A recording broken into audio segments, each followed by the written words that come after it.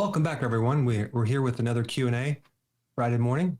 For those of you that are on the East Coast, of course, there's probably a lot of other people it's the middle of the night, but we have people from all over the world that are watching, tuning in. So if you have any questions, go ahead and ask away on social media. Anything that I recommend or say has no intention to diagnose your diseases or cure any diseases or illnesses.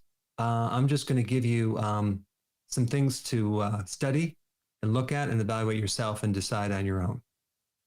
All right, Steve. All right, let's kick it off with social media this morning. Pepper from YouTube. Is it better to take full flush niacin in the morning or in the evening? I think it doesn't really matter, but as far as the time of the day, because it's not a fat-soluble nutrient. It's water-soluble, so you can take it on an empty stomach. So you can take it in the morning or at night, but sometimes, if it's creates that flushing response and you're right before bed, maybe that might not be the best idea, but it's not important when you take it, actually. All right, very good. Well, we've got coming up, Andrew in a bit is going to talk about his wife's bloating. So why don't we talk about bloating early from social media? Sandy from YouTube. What can I do about bloating? It seems everything I eat contributes to bloating. I cannot lose my belly fat, even though I have lost 80 pounds. Good for you. So far on a strict keto. I do take bile salts, probiotics, and apple cider vinegar. What do you think, Doc? Well, all those are really good things, but the most important thing is to realize that the bloating actually is in your digestive system, which means it involves food, which means the most important thing to do is you have to figure out what is bloating you and then avoid it. And it's usually just kind of like cutting things out. But I can give you the most common reasons why people bloat. If you think about what bloating is, it's a gas, and it comes from the microbes eating certain things, and it's called fermentation. So it's fermenting, just like you would see bread rising if you add yeast, or those little bubbly things in champagne or beer. That's from the microbes eating something that's creating this gas. Same thing in your gut. So we have a problem with fermentation, and chances are you're feeding too much of the wrong thing. So what these microbes live on are called, I don't know if you ever heard this before, Steve, but they're called carbohydrates. Have you ever heard of that before? Never heard of it. Yeah, so carbohydrates are really a combination of the sugar, the fiber, and the starch. So all three of those can be great food for microbes. So what you want to do is cut down those.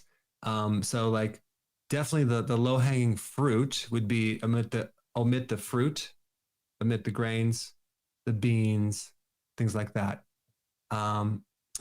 Like especially like the breads and pastas and cereals and things like that, and sugars, but also like the sugar alcohols, like the so-called healthy keto friendly, but they're not bloat friendly. You have like the maltitol, the xylitol, the erythritol, the mannitol, all the tols. Not good if you have bloating. They will bloat you more because they're sugar alcohols.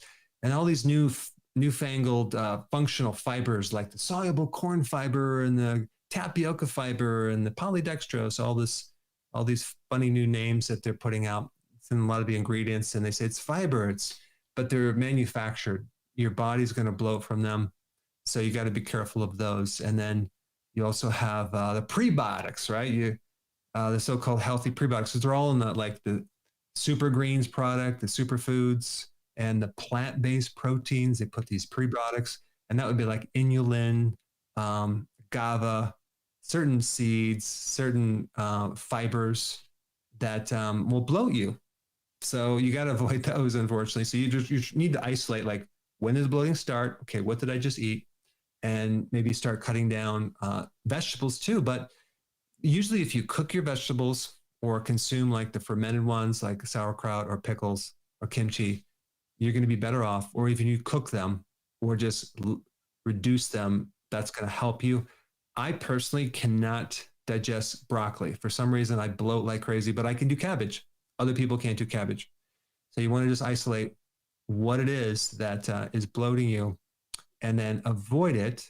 and then start doing intermittent fasting. And I tell you what, I'll just create a video on this next week so you could get the full scoop. But boy, if you just know these basic things, you can avoid a lot of misery. I used to have bloating for years, and I didn't know I would be taking remedies and take antacids and over-the-counter medication. So it was like going in the wrong direction really fast. All right. So anyway, bloating. Here's Malcolm X from YouTube. I'm really underweight. Now, see, that makes me mad. I would love to be underweight, but he says, how many grams of carbs should I be eating without worrying about increases in my blood sugar levels and insulin resistance? The magic number is 50 net carbs. So don't go over 50 net carbs. So that means you're minusing the fiber in some of the foods. But when we're talking about leafy green, vegetables, and salads, don't even count those. You can eat, we want you to have more of those unless you're a bloater and you have some issues with that. So the magic number is 50 grams or less net carbs. All right, very good. Go, Malcolm. Let's see, Tanya from London. Her name is actually Tanya from London from YouTube.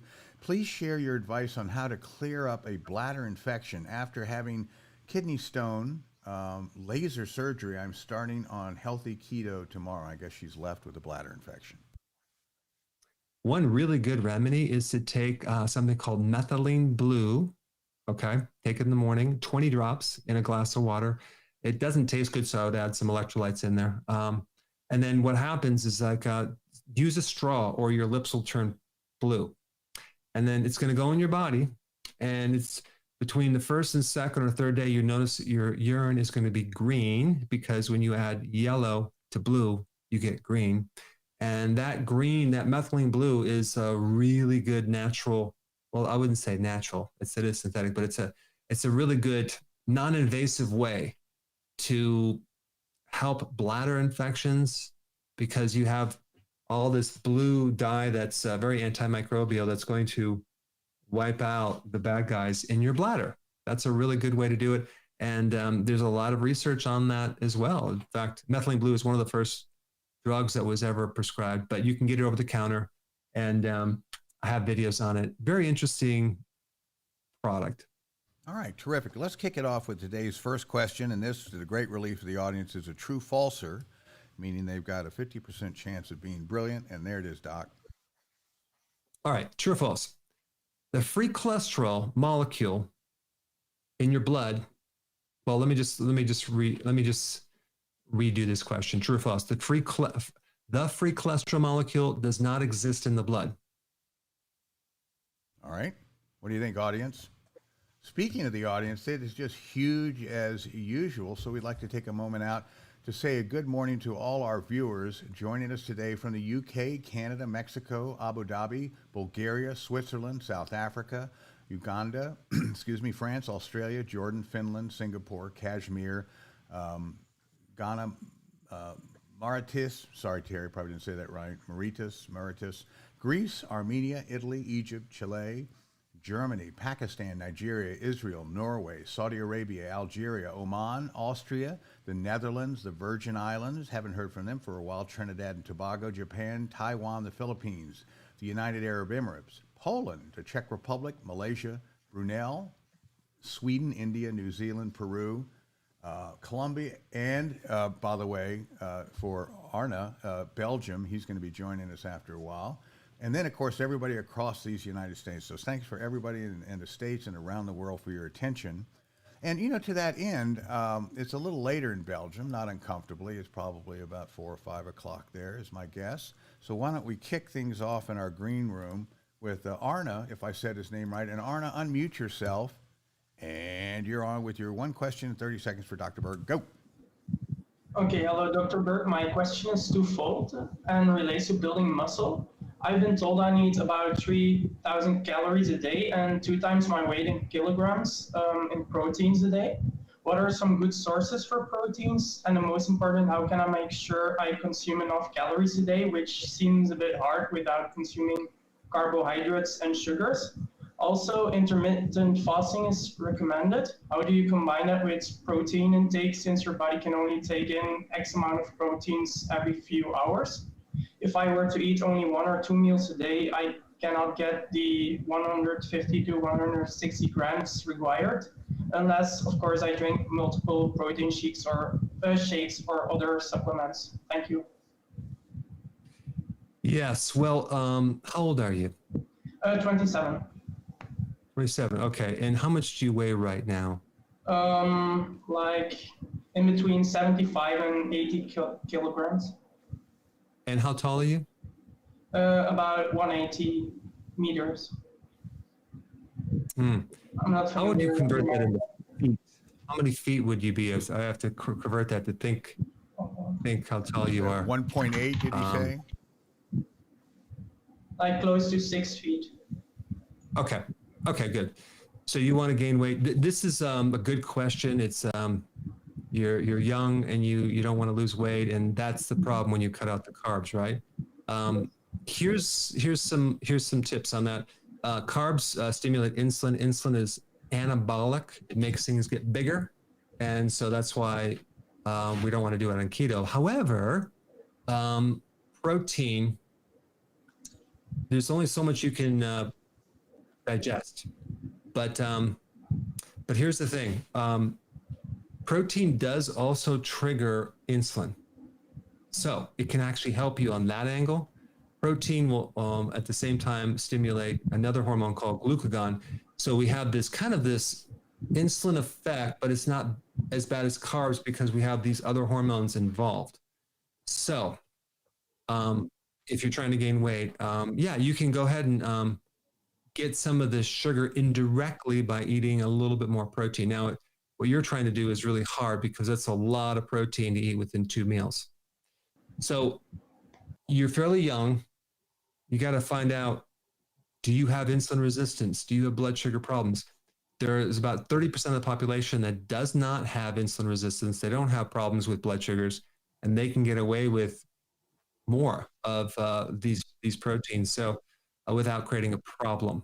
So what I would do is I would just kind of go as much as you can and go not by measuring grams or kilograms or anything like that, but just go how you feel, because you're going to start eating and you're going to oh, I am stuffed. And then if you keep stuffing yourself, that's not healthy. It's not going to be good. It's not the way to gain weight.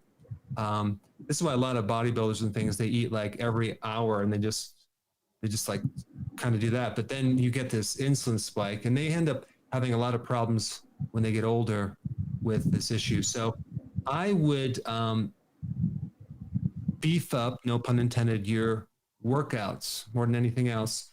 And what I would do is I would do 2 meals and I would space them out fairly, like maybe one in the morning and one at dinner. So that way you have this nice time to let your digestive system, rather than have them too close together. So you have somewhat of an appetite. And then what I would do is I would hit your carbs at 50 grams. And I would also go for quality protein. I wouldn't do protein powders. I would do real protein. And the best is going to be eggs, grass-fed meat, and fish and seafood. That's what I would do. And then I would, hit the weights hard, and I would get yourself a lot of rest in between. But and there's other things that you can do to tweak things like creatinine, other products. But go with your ability to digest that food, and then don't worry about trying to reach a certain amount, because there's too many variables. It's too hard to figure that out, and those numbers too are very arbitrary based on opinions and things like that. Thank you. You're welcome. All right, thanks very much. So we want you to come back in a couple of weeks, just enormous, looking like Arnold. So we'll see. Hopefully all that works great. Okay, thanks for getting in touch with us, Arna. And let's see, let's go back to social media, if we will. No answers from the... Oh, no, there is an answer already from quiz question number 1. So let's take that. And that question asked, true, false, the free cholesterol molecule does not exist in the blood, or however you said it, Dr. Berg, but they seem to have gotten the point, because 60% of the respondents say it is, sorry that jumped, it is false, and 40% say it's true. Okay, so here's the answer. The free cholesterol molecule does not exist in your blood. You know, when you get a cholesterol test, right, it says total cholesterol. In your mind, you might think you have cholesterol floating through your blood. That is absolutely not true. You have no free cholesterol in your blood. It can't move. It has to be attached to a protein to move, and that's why then you look at the protein lipoproteins, which are fat protein molecules, which are like the LDL, the HDL, things like that. So that's how cholesterol exists, not as free cholesterol, which is interesting. So when you look at the total cholesterol, you can pretty much ignore that. Don't even look at it. Just go into how this cholesterol packaged, and then you can understand what's happening based on that data. But you probably need a lot more data. But the point is like these fats need a shuttle, and that's why we have the lipoproteins. All right, very good. Let's go back to YouTube where Nelzy, is asking, is iodine good for Hashimoto's? I'm getting conflicting information and it's so confusing. Well, you don't want to start taking more than you need. It's not that you want to deprive yourself. You want to have an adequate amount, but it's not really the remedy that you need for Hashimoto's, because Hashimoto's is an autoimmune disease. It's not a deficiency of iodine. Even though the iodine needs iodine, even though the thyroid needs iodine, Hashimoto's is autoimmune. It's not just a regular hypothyroid deficiency of iodine. So it's usually stemming from the gut, and you have to avoid gluten for sure. But the best trace mineral to take for Hashimoto's is selenium. Okay, but don't be afraid of taking some iodine too. So usually when you take a trace mineral like selenium product, there's also iodine in there. Don't worry about that. But iodine is not the primary thing that you need. It's selenium. All right, very good. And here's someone probing you with a personal question. Nori from Facebook wants to know, Dr. Berg, what do you use as a sugar substitute? I like using erythritol and monk fruit, and then stevia. I like that a lot. And xylitol is good for people that don't like, they have to have sugar. So they have to have something that tastes just like sugar. So xylitol is good. The problem is with xylitol, for some people, it's not 0 on the glycemic index like erythritol. It's like 30. But if you're having small amounts, it's not a big deal. So xylitol it's a good one that tastes just like sugar, especially if you want to put something in your coffee. You don't want to put stevia. But the worst sugar alcohol would be mannitol, because that's like, I can't even believe that's a sugar alcohol, because it really will spike your blood sugars big time. Huh. Well, that's not good, but our questions are great. And here's the next one, Doc. Okay. Within which body organ does zinc occur at the highest levels? All right, audience, climb on that. And we're talking about the storage of zinc. What organ has the most concentrated zinc? All right. Well, there's other people around the world that are anxious to become part of the show and the list. And so we'd like to also say a shout out to our other viewers joining us from South Korea, Aruba, Dubai, Turkey, Barbados, Malta, and Bermuda, and of course, Belgium. And a salute to Arna. And so welcome, folks. That's terrific. Okay, Christy from Facebook, do you still recommend benfotiamine for a B1 deficiency? Very good question. I recommend benfotiamine for very specific B vitamin deficiencies, the ones that you have in your feet, in your hands, like as peripheral neuropathy from diabetes or other reasons. When we get into a B deficiency in your brain, benfotiamine apparently doesn't work as good. So you need another type of B1. I think it's called allothionine is a good one. It's from garlic. And I have some data on that on my website. You can check it out. It's a natural form of B1. But it also is lipotropic. It's fat soluble, so it does penetrate the brain much better than benfotiamine does. But benfotiamine is a fat soluble vitamin, but it's better for the peripheral nerves. Okay, very good. Speaking of muscles, which is included in some of our questions today, and from YouTube, I need to build muscle mass. I am 72 years old and 109 pounds, and I'm recovering from intestinal issues. Well, then stay tuned because that's one of our questions. And we're going to be answering this one question. What is the only thing that can directly make muscle? Okay, that can make your muscles get bigger. There's only one thing. So stay tuned for that. All right, Ann, stand by. Looks like we're going to have an answer for you. Okay, Craig from Facebook, what do I do to treat, and it's an acronym, NASH, N-A-S-H?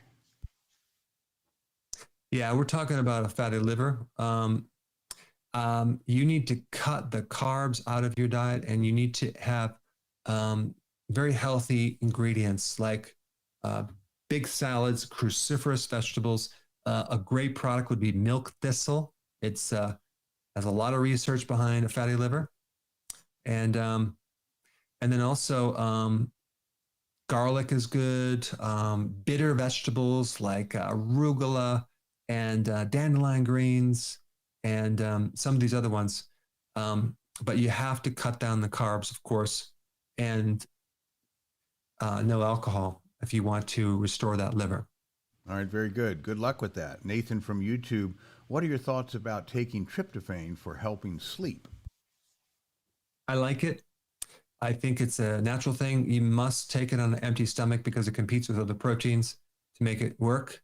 But tryptophan is one of the ingredients in my sleep formula because it's good. It actually can convert into serotonin and melatonin and help you drift off into a wonderful night's sleep. And it's virtually no side effects. Wow, that's wonderful. Okay, let's see. Oh, no, that's tryptophan, where we went there. Hang on just a second. Oh, why don't we get back to the quickly responding audience? They've got an answer for what body part organ does zinc occur in the highest levels. So audience, drum roll please. 70% of our respondents say it is the liver, 10% say it is the pancreas, 10% say it's the brain, and 10% say it's the genitals. Terry. Prostate. Oh, wow. Prostate. Prostate is the answer. So would that qualify as genitals? It's part of the genitals. It's a storage and a pump, and it produces part of the semen. So it's part of the whole apparatus there. And zinc is really important in fertility and involved in hundreds of different enzymatic biochemical reactions. And so we need that zinc for fertility reasons. So our bodies will allocate a good amount, the most amount in your prostate. Interesting. All right. Well, 10%, give yourself a round of applause. Now let's go back. And as a side benefit, an extra tip at no charge, men that have enlarged prostates usually always are low in zinc. Wow. There's a big correlation between low zinc and prostate enlargement, as well as low testosterone. Well, I know a guy with an enlarged prostate, so I'll be sure to tell him about that. Maybe I'll even run out and grab some zinc for him. So let's. I like that. It's like people says, I know this person. They're basically talking about themselves. Well, that's right. I gave it up. Let's see. How about Sylvia from Facebook? Is it okay to take bile salts if your gallbladder has been removed? I think it's more important to take bile salts because you're not able to concentrate those bile salts enough. So now we're having a weaker amount of bile salts that are released on not like we do in sufficient amounts when we eat. We don't have that storage that we can just push that thing out. So I would just really watch your deficiency symptoms of the fat-soluble vitamins. For example, vitamin A. Let's say you're driving down the street and you notice at night, my vision is getting worse and worse to see in the dark. then chances are you need bile salts to get more vitamin A absorption. But the other thing too is if you're deficient in bile, your stool will start floating. It'll be a little bit light colored. And then also if you get too much bile, that means you're going to get diarrhea. So just use those two things to kind of adjudicate how much bile salt you really need. All right. Well, here we go with the prostate again. Zappa FK, he calls himself, from YouTube. Last night I was diagnosed with prostate cancer. What should my next steps be? I think you should go to the website. His name is Guy Tundelbaum, and we co-sponsored a research study in cancer in Europe with good success. He had stage 4 prostate cancer, and he's cancer-free right now. And you should study what he did. I interviewed him and watched my videos on cancer. There's a protocol that you can follow. It's on his website, nutritional. And the most important thing, I'm going to emphasize this again and again for cancer, is to go on that long fast immediately, especially if it's stage 4. Like I would go 21 days, no question, jump on that fast and just stop eating. Of course, do the right things with supplements and stuff. But that's it's kind of like, I always mention this book, Sun Tzu, The Technology of War. Let's see if I have this book. It's one of my favorite books. If you don't have this, you should get it. It's basically the original transcription of Sun Tzu. This guy actually translated exactly how the original text without adding anything to it. It's very different, but there's a lot of principles in here I apply to health, and you can apply it to life. And one principle is you want to win the war without going to battle. You don't want to battle cancer. It's like, it's very powerful, and it's very scary. And so how do you win the war without battling? And I'm talking about like attacking it directly with every weapon you can, because you end up using chemotherapy. And I'm not telling you not to take that, but you end up killing off the cancer, but you kill off the immune system too. So you have to be smart. And there's a lot of strategies you have to use. And one is to go on a long fast. That's a really good strategy to avoid the battling that comes with collateral damage.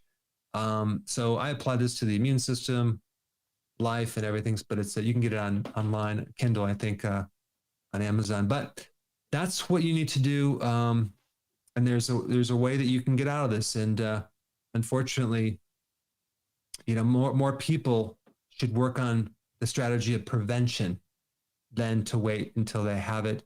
And that's why I put out these videos, so you can get that knowledge, so you can then avoid problems rather than end up with them. All right. Well, best of luck with that. Our thoughts and prayers, I'm sure, around the world are with you on that. Zappa. So funny how these people come up with these names. Midwest Can is the name apparently this person's going with. So Midwest Can asks, it's probably his real name, Steve. Yeah, I'm sure it is. What were his parents thinking? What are your thoughts on IF for someone with hormonal issues? We now have a 6-month-old, and my wife was on in vitro fertilization shots. She has heard negative things about intermittent fasting and hormones. What do you think, Doc? I don't know if that's... Well, is it natural to do intermittent fasting? Have our bodies evolved with intermittent fasting? Way back in the day, Steve, when food was not available, could we go to the grocery store and get food? And the answer is a big fat no, you can't. So our bodies do very well when we do intermittent fasting, simply because that's how our body's designed. So hormonally, it's all about getting nutrition and nutrients. Can you get your nutrients by doing intermittent fasting? Yes, you focus on quality foods.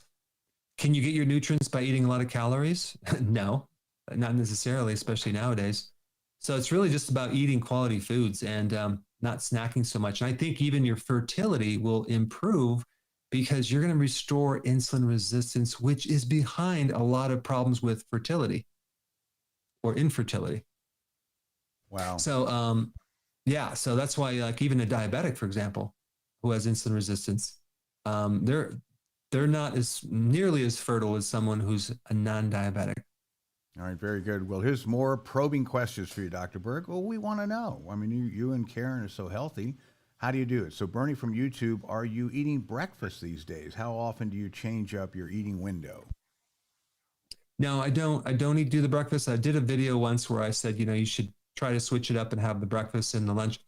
I said I was going to try that out, and I did. And I didn't like it as much because I was eating when I wasn't hungry. So what I do now is I have like a lunch, and then ideally several hours later, I'll have another meal. I like to keep the dinner early as possible. I mean, 3:30 would be great, but sometimes I go to like 4 or even 5. Don't worry if you can't do that. Okay, just do 2 meals and whenever you can squeeze them in. But the majority of people that are doing this are doing 2 meals, no snacks, and I think that's good. But as you get older and you want more health benefits and you need to lose more weight, you go to the OMAD, the 1 meal a day. That would be the best thing to do. All right, very good. Let's go to Yvonne, who is in Columbia, South Carolina, although I think now she's up in Pennsylvania or something. She really gets around. Yvonne, unmute yourself and go ahead with your one question for Dr. Berg, please. Okay, Dr. Berg, thank you for your generosity with all your knowledge. It really helped me a lot. My question, I'm doing keto, intermittent fasting, OMAD. I'm at 20 hours. I'm real proud of myself. I've been doing the kale shake because I have an enlarged liver. I've been gallbladder issues. It only works about 25%, they say, and it's true. But so I've been doing all this. I've been doing everything. I take all your stuff. My hair is falling. I've lost 2/3 of my hair.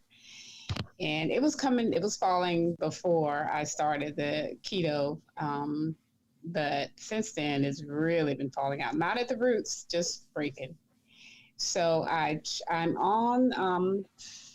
trying to come off my thyroid medicine. I had half my thyroid removed. They left enough, they said, so I wouldn't need medicine, but they put me on 50 micrograms of Synthroid anyway. And I'm trying to come off that because I don't like medicine. So I'm trying to take the tryptophan, PMG, and I'm trying to slowly come off my thyroid medicine, but my hair is just falling. So I looked up the Armor Thyroid. I want to know what the difference is between that one and the one I'm taking. Is the other one better than this one? I saw your video on the different hormones that your thyroid really does make. So I'd like to get them all. I'm just not sure. Did you say you're taking Synthroid? I can't. I'm trying to come off of it. I'm like at a quarter of my pill. So that's what, I don't know. And I'm doing okay, except my legs get a little tired, a little weak. And so I'm slowly coming off of it. Okay. I was in Columbia, South Carolina when I went to basic training, Fort Jackson. Yeah. And in the summer, and I tell you, it's the hottest place that I've ever been in my life. I never sweat out of my hands. I was like, this is an oven. It is hot. Hot town. Yeah. And you don't have a chance to, you're fully manned up and you're carrying a rucksack and you're hiking 17 miles. So anyway, so this is couple things with your thyroid. I think a really important thing to take a bit more of is those trace minerals, including zinc, for the hair. But here's the thing, that thyroid is probably indirectly kicking your butt because we don't have the full function. When you get the natural thyroid or the Armor Thyroid, you get calcitonin, which is a different hormone that can help regulate calcium, because I get the feeling that calcium could even be one reason why the hair falls out too, because it helps to and regulate that with the parathyroid. And I don't even know if when they took out part of your thyroid, if they took out the parathyroid too. They did. They did. Okay, so now that tells me you want to probably get a blood test of your phosphorus and your calcium, and you're going to have to play around with those two numbers. But I think the solution would be also to add one more product from Standard Process called Calma Plus. That is the one, Calma Plus. That's the one that supports the parathyroid. Okay. Okay. So when I looked up Armored Thyroid and I was looking at the ingredients, you don't see that on under the ingredients. So calcitonin. They don't list, think about this. They don't list, it's just like a glandular, right? It's a whole glandular. They don't list all the different things in there, but it gives you all the normal hormones that your thyroid produces versus the synthroid is only one, T4, which then you have to convert it. So to convert that synthroid, boy, you need selenium, you need zinc. And let's say, for example, you don't have enough, your body is going to go after fixing maybe one thing, but not the other. And as far as the survival priorities in the body, the hair is not at the top of the list. So that's probably why it's not going there. So you just have to take more trace minerals, probably some biotin, and make sure those B vitamins are good. Mm-hmm. But I get the feeling that the parathyroid could be one thing that is missing in this, because they removed that, unfortunately. Or they have, I don't know how many, they removed all of them or just 3, but. I don't know. I don't know. Okay, so the Armored Thyroid is better than what I'm taking, the Standard Process thyroid. I think it is, from my viewpoint, just because it has the whole complex. It has all the hormones. I mean, I would ask the doc, if I don't have the full function of my thyroid, where am I getting calcitonin? If I don't have the parathyroid, where am I getting parathormone? Like, these are questions I would ask. Why can't I just? I will ask, because I do have an appointment coming up. Yes. Yeah. So. Okay. Well, that should. I hope that helps, because I'm losing volumes and volumes of hair, and that's the only thing I'm not happy with. But everything else works. Everything you said is just right on the money. I'm taking Tudka all the time. It got rid of the side pain I had in my gallbladder, and they just said, keep doing what you're doing. And I'm guessing you're also taking milk thistle, right? Because you probably watched that video. Good. Yes. So you're taking all the most powerful things for your liver. And by the way, the thyroid works with the liver. So I think the more the liver gets improved, the thyroid will do better, and the thyroid hormones will do better. So, I think you're on the right track. You just have to tweak it a little bit. All right. Well, thank you again for everything. You're welcome. Stay warm. Yeah. Stay warm. I bet she will. Oh, goodness. Basic training. I'd last about 30 seconds now, if that. Okay, let's go Steve, back. Once you sign up and you get in, you can't get out. Until the end, because if you try to get out sooner, then you're going to basically stay there longer. So you got to just toughen it up. Oh my God, where is my discipline? Okay, Mary from Facebook. I am doing OMAD and regular 48-hour fast. Good for you in between. How can I tell when I'm no longer insulin resistant? The biggest indicator to know that insulin resistance is no longer a problem is when you can go a long period of time without the hunger. So your appetite goes away, because now you have an efficient machine. Now, people say, well, is it cured? Because when I go back to carbs, it comes back. Well, it's like you have to look at it a little bit differently, because you can take the insulin, make insulin more sensitive, but as soon as you go back to the carbs, your body's going to become more insulin resistant. So it's kind of like, it's not something that you can go back to your normal foods and still be okay. It's like your body's telling you, you need to stick with this for the rest of your life. But the point is that if we can just keep your symptoms at bay, the symptom indicator would be no more hunger, and you can, within reason, and you can go long periods of time with while you're fasting. Very good. Okay, what great questions we have, and we're back to that darn prostate. There you go, Doc. Question number 3. All right, which exists in higher amounts in a large prostate?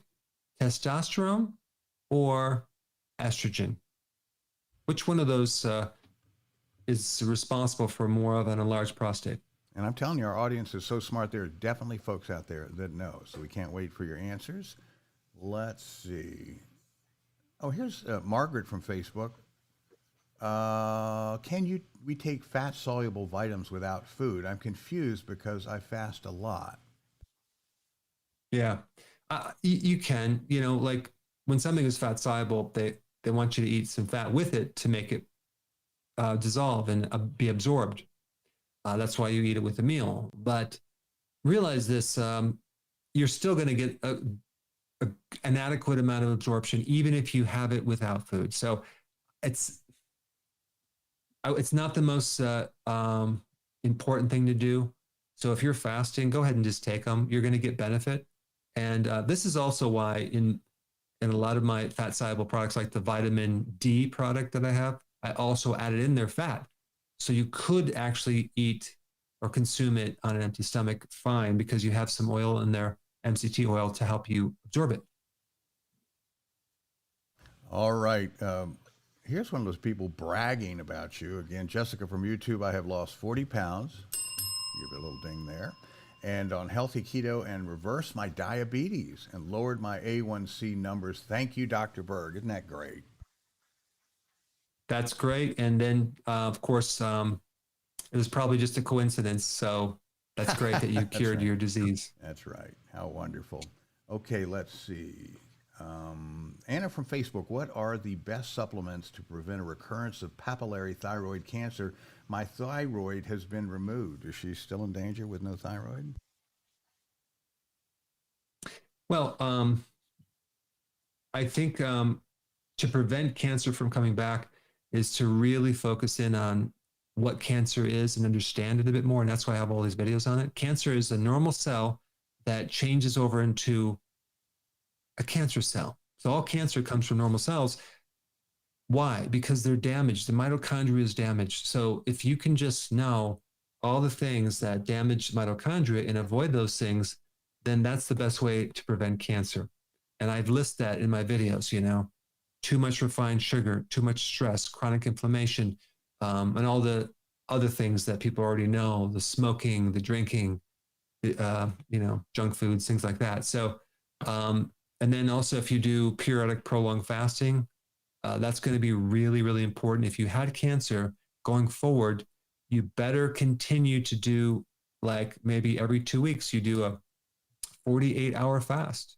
Maybe every year you do a 7-day fast, depending on how severe it is, and then keep monitoring it, and then do whatever you can to keep the stress low, because stress can also trigger this cancer. All right, very good. Let's go back to the green room. Speaking of bloating, Andrew is coming to us from St. Louis. And Andrew, you are on with Dr. Berg. One question, 30 seconds, go. Okay, thank you, Dr. Berg, for your show and your many videos. They've been very helpful, and I've enjoyed watching them and getting what I can out of them. The question I have is, I've been doing your keto plan, and I've lost weight, and my wife has been doing it as well. But she hasn't had the same success, and she has been like a belly bloat that she has. I know you mentioned talking about the colon and things like that, but she's been doing a lot for the colon and trying to taking a prebiotic, a probiotic. We've done intermittent fasting, and she went on a complete fast for over 48 hours.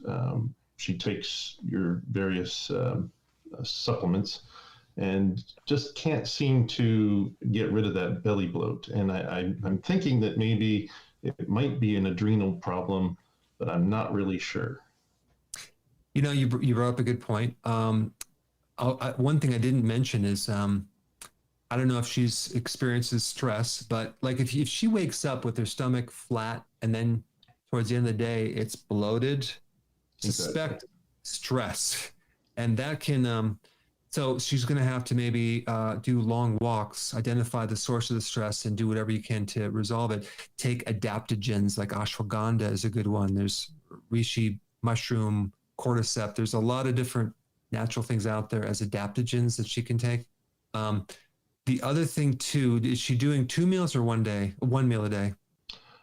She normally does 2, but sometimes like she'll do like a week where she'll just do 1 meal, and then sometimes at most she's only doing 2 meals. Okay, I'll create a video just more in depth on this topic because it's an important one, and I think it's easy to solve if you just identify, especially in her case. You know, you do the prebiotics, you do the probiotics. And if it makes it worse, boy, that's the biggest clue that she might have SIBO, small intestinal bacterial overgrowth, in which case we need to give her betaine hydrochloride for the stomach, get rid of that and help her digestion, and do 1 meal a day only. These are important things. But there's one guy who came into my practice long ago, and he had the stress-related bloating. And he went down, I think he went to Florida or something, and he laid on the beach and just got rid of his stress. And he came back with a completely flat stomach. And so this was a cortisol response. And so the cortisol can actually cause more of inflammatory things. So, you know, it's just a matter of now let's watch those videos that I have on stress and work on that. But I would really watch, also try to identify the fibers and the carbs and the sugars that even like the keto-friendly acceptable fibers that they, especially in certain products. I don't know if she has that as well, but just stay tuned for a more detailed video on that so we can completely solve that, because I think she's close, but she just needs all the details. Right. Thank you. You're welcome. Great. Thanks so much. So, Andrew, you wrapped it up for us in the green room, and you've all done so terrifically and helped entertain the world, for goodness sakes. So we sure hope that your wife gets some relief from that bloating. I'm sure that's no fun. And sometimes I can't see my belt, but I don't think it's bloating.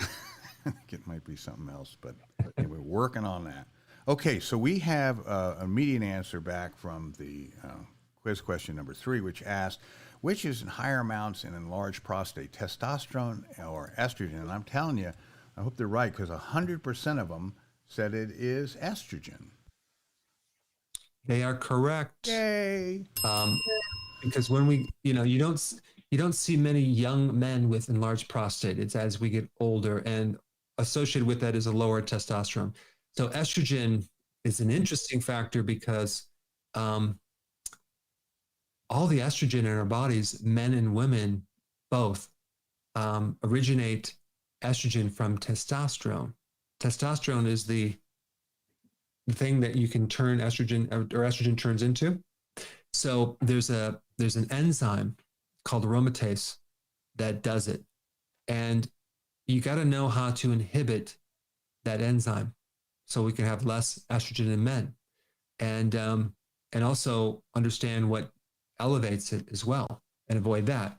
And insulin, the carbs, are one thing you need to avoid because that'll automatically increase it. But there's also in the lemon peel, not the lemon juice, in the lemon peel, there is, it's called aromatase inhibitor. So you could actually blend a whole lemon, and I did a video on this, with your electrolytes and some water, and drink that during the day or maybe once in the morning, and put some couple drops of stevia in there if you want. But the whole lemon once a day would be very beneficial to help inhibit that enzyme and reduce the amount of estrogen and shrink it. And yes, you can also do other things like, saw palmetto and definitely cruciferous. But the outer part of that lemon, that peel, has some really good hardcore data behind it. So definitely check that out. Well, that's interesting. My niece, who's now 30-something, as a little girl, no one told her yay or nay. She'd pick up lemons and just eat them, rind and all. And it didn't bother her. And now her daughter, 10-year-old daughter, just the same thing. There must be something in there that allows them to channel that agony somewhere else and do it. So that's pretty wild. Okay, why don't we continue on? It's also good. It's good. Yeah, it's good for your liver too. Great. All right. Well, I'll buzz one up and put 20 stevia in it and see if I can bear it. Okay, so here's the next to last question, number 4, Doc. Okay, so what is the only trigger for muscle growth? And there's only one. Interesting. Okay, well, there was 100% opinion before. Let's see what they do with this one. Okay, Fermoji, I guess, good grief, from Facebook, could 7 or more Brazil nuts daily cause hair loss due to selenium toxicity? That's a good question. It really depends on what else you're eating, but the RDAs for selenium really is kind of like equivalent to one Brazilian nut. So I'm not sure about 7. It really depends too if you're also taking all the other trace minerals to help balance it out. But just think this, like if a little bit is good, a lot is not always better when we're talking about trace minerals. For example, you can do too much zinc and create a copper deficiency, which can cause the same exact hair loss as a zinc deficiency. So you want just adequate amounts. And the problem really what people are running into is that when they figured out these RDAs, they took an average of the population to figure this out. So Steve, let me ask you a question. Would you say the average person is healthy or not that healthy? I'm going to have to go with not that healthy these days, maybe some time ago, excluding you and Karen. But otherwise, I think you could probably find a hitch in our get along here and there. So, like if we take we take an average of all the sick people, and then that's our bar that we have to follow. Like you take a bunch of people who are deficient in nutrients, and like, okay, that's what we're trying to strive for. So that is the problem. And then also, even like biomarkers on the labs and stuff like that. How do they figure out these biomarkers on labs? Well, same thing with populations. So sometimes a good evaluator, when they look at blood tests and stuff and urine tests, you have to think through these averages and just understand what's going on. There's actually a new kind of evaluation. I think it's going to be very popular, and I hope it goes mainstream within the medical community, especially, and even functional medicine. It's called metabolomics, and you can look at all the biomarkers for problems with your biochemistry, and you could very dynamically figure things out when you get this test. And if someone is trained in it, they can really figure out things. And I will do a video on that because I think that takes it one step further than the DNA test, because DNA just doesn't tell you what's happening right now in present time. Boom. It kind of says, well, this is what you're born with, but this is tells you exactly how your body is existing with its environment and the food and your DNAs all together. All right, very good. Doc, you and I have a common friend, Dr. Mark Richards, and his house was almost completely torn down to the ground because he had so much mold in it. He had suffered hearing loss and all sorts of other ailments, so it was awful for him. And we have another person, Tamara from Facebook. I've been exposed, to black mold and need a detox immediately. What should I be doing besides tearing her house down like poor Dr. Richards? So when you talk about cleanses, you're talking about the detoxification mechanism in the liver and other organs, and it's called phase 1, phase 2 detoxification, and there's enzymes involved, and it turns toxins into harmless particles. So you want to support that system to get rid of mold out of the body. And milk thistle is a great remedy because it helps to protect the liver against these poisons. Cruciferous vegetables will also stimulate this phase 1, phase 2 detoxification. The sulforaphane in broccoli, microgreens, and radish microgreens and sprouts are very good for this as well. So you should do a liver. You should probably follow my liver diet in my book, where I talked about, watch I have videos on it as well. You can just support the liver by doing the liver body type eating plan. Okay, very good. We have an answer from our brilliant audience. to the question which asked, what is the only trigger for muscle growth? The only one. And there's not a complete consensus here. 65% of our respondents say it's the muscle stress or exercise. That's what I'd vote for. 10% say it's protein, 10% say it's sleep, 10% say it's glutathione, and the other 5% say it's insulin. So if you were to lay there and in bed and raise your insulin, are you going to wake up with bigger muscles? Or if you just lay in bed and eat a lot of protein, is that going to build your muscles? The answer is no. It is basically the stimulus, the intensity of the tension on your muscles. Okay. So you want to use this thing. It's called exercise. And you want to, and the more intense, the better, especially if you allow the body to recover. So it's that exercise thing that will stimulate the growth of the muscle. The other things are needed to allow that to happen. You need protein, you need nutrients, you need vitamins, you need rest for sure. You need hormones, but the exercise is the main driver of the muscle hypertrophy. Now, when you work out, you don't want to just do repetitions for the sake of doing repetitions. You want to put that muscle under a certain amount of stress to create a little injury, but we call that, do it to failure, to the point where you really hit that intensity to the point where you can't go anymore. You'll get more gains, especially if you allow your body to recover.